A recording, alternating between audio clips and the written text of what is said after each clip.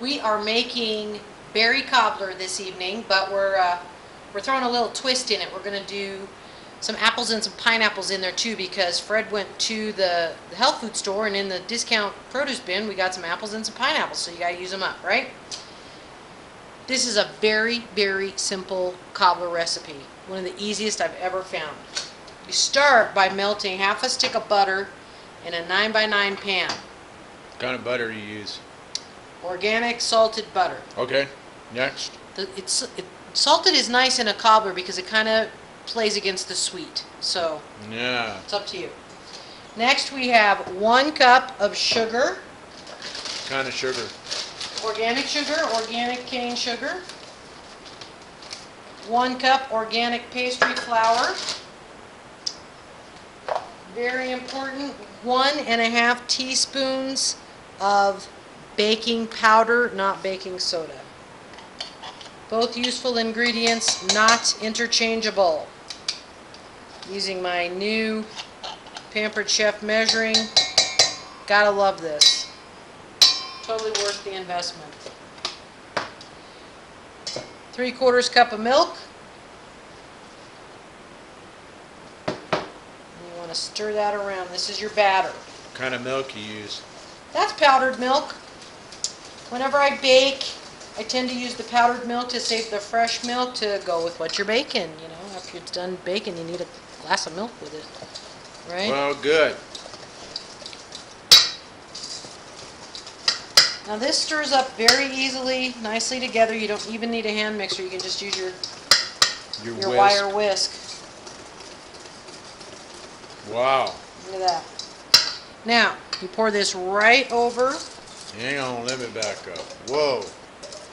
You're going fast. This is a fast, easy cobbler. That's why we have it so much.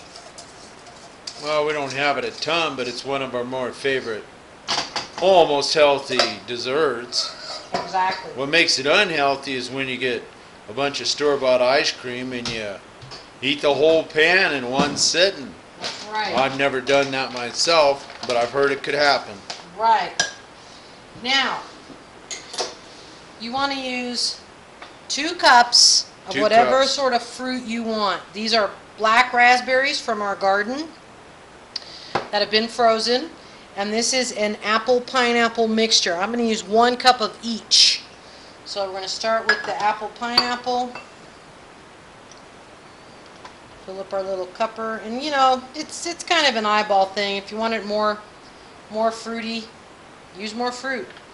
Sprinkle that across the top. You do not stir. You just kind of sprinkle and spread this around.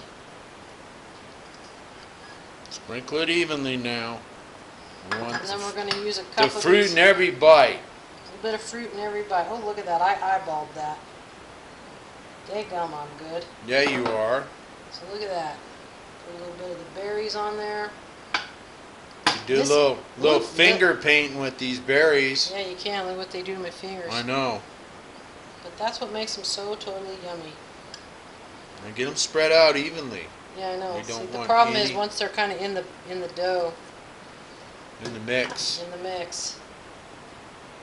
So that'll be kind of a heavy berry thing. Now, like I said, you can totally eyeball this if you want more berries, if you want more pineapple, if you, whatever. Any combination. Strawberries are really good. Any sort of berry is definitely good. Blueberries, rockstar. Apple, pineapple. I don't think we've ever tried We've done banana. it with pear.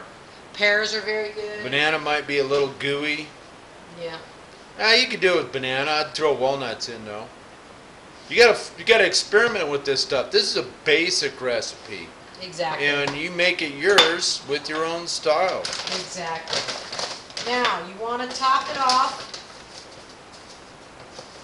with just a tiny little sprinkling of sugar on the top. Ah. Just a little sprinkling to kind of give it that final sweetness. Maybe a little crystallizing on the top. Barely 1/4 cup of sugar here. Barely a 1/4 cup of sugar. Probably more like 1/8. Our oven is set at 350 and it's been heating up for about ½ an hour, so it's good and hot. And this will bake